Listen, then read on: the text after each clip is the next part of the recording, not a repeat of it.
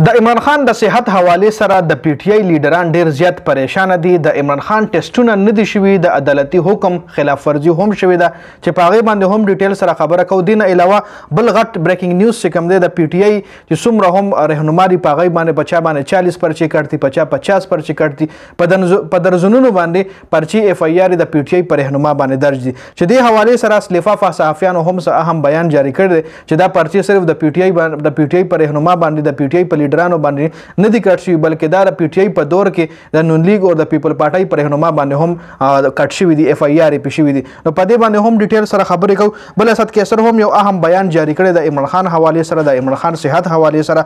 دا ټول اهم اپډیټس تاسو سره په دې ویډیو کې شریکوم. د دانیال عزیز چې د مسلم لیگ نون نه تعلق لرلو، د مسلم لیگ نون یو غټ رهنما او د مسلم لیگ نون یو غټ سپورټر، هغه د پی ټی آی په حق یو ډېر اهم بیان جاری کړی چې در سره هم په دې ویډیو کې شریکوم.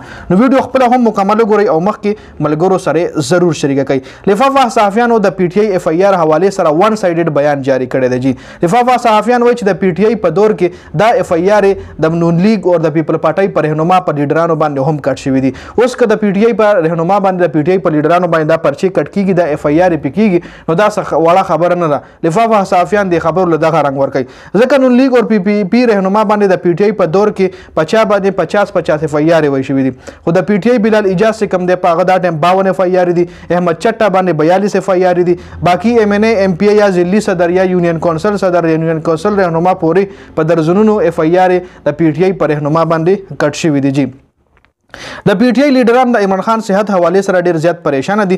عدالت حکم جاری کړو چې د عمران خان ټیسټونه دی وشي، خو بیا هم د عدالت په حکم هیڅ قسم عمل نه ده شوی. د پی ټی آی لیډران باقاعده مطالبه شروع کړې ده چې دا ولې د عدالتي حکم توهین شوی دی او د هغې خلاف د پی ټی آی چې کوم کور کمیټې د پی ټی آی چې کوم وکیلانو ګروپ دی نو هغې فیصله کړې ده چې موږ به په دغه د کوم جیل حکام یا جیل حکام دی په هغې باندې به موږ توهین عدالت کیس درج کوو. جی کوم چې د اډیاله جیل حکام دی. بیرسټر ګوهر هم د عمران خان صحت حواله سره ویلي دي چې عمران خان اهلیت او صحت زموږ لپاره بنیادی او اهم دی او د عمران خان چیک اپ او ټیسټونه زر تر زره وکړل شي او عدالت هم په دې نوټس واخلي چې ولې د عدالت حکم تر اوسه پورې نه دی منل شوی، د عدالت د حکم توهین ولې شوی دی. جی اسد کیسر صاحب ویلي دي چې کله عمران خان گرفتار شوی وو نو دغه هغه وخت کې بلډ ټیسټونه شوي دي، د امتیازو پورې دغه ټیسټونه شوي دي. جی ځکه چې هغه ټایم یې غوښتل چې د عمران خان خلاف څه ایویډنس پیدا کړي چې عمران خان ډرګز یوزر دی، عمران خان نشئی سړی دی. بلډ ټیسټونه د امتیازو ټیسټونه هر ټیسټونه هغه ټایم شوي د عمران خان سره ټایم چې گرفتار شو، ځکه هغه ټایم د هغې ضرورت و. خو چې د عمران خان ضرورت دی نو د عمران خان ټیسټونه نه کېږي. دا بیان اسد کیسر صاحب د پی ټی آی رهنما جاری کړی دی. جی محمد مالک یو بیان جاری کړی چې نون لیگ او پیپل پارټي د عمران خان د مقبولیت مطلب د عمران خان مقبولیت بوج نشي برداشت کولی. کپتان کله هم د جیل نه را بهر شو نو دا به د دوی دپاره یو ډېر غټ مصیبت جوړیږي. خو بل طرف ته که تاسو وګورئ نو کپتان عمران خان په جیل کې دی خو بیا هم دوی دپاره یو غټ مصیبت جوړ دی. جی بل دانیال عزیز د مسلم لیگ نون خاص سړی دی، هغه یو بیان جاری کړی دی چې نواز شریف د مسلې حل نه دی.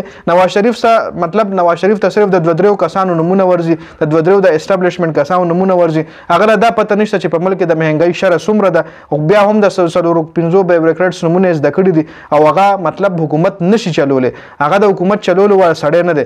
دا بیان چا جاری کړی؟ دا بیان دانیال عزیز جاری کړی چې دا مخکې د میا صاحب ډېر صفت بده کولې، د میا صاحب ګون به ګناولو، د میا صاحب چې کله نواز شریف سره و دغه پروازو کې به دغه سره مطلب ډېر زیات دغه صفت به کولی. خو اوس د هم اخر د پی ټی آی په حق کې خپل بیانات شروع کړل. جی نو پی ټی آی چې کوم دا عمران خان چې کوم دی دغه حقیقت ورو مخالفینو هم تسلیم کو. دا اپډیټس په دې ویډیو کې ډېره زیاته مننه د ویډیو کتلو. والسلام.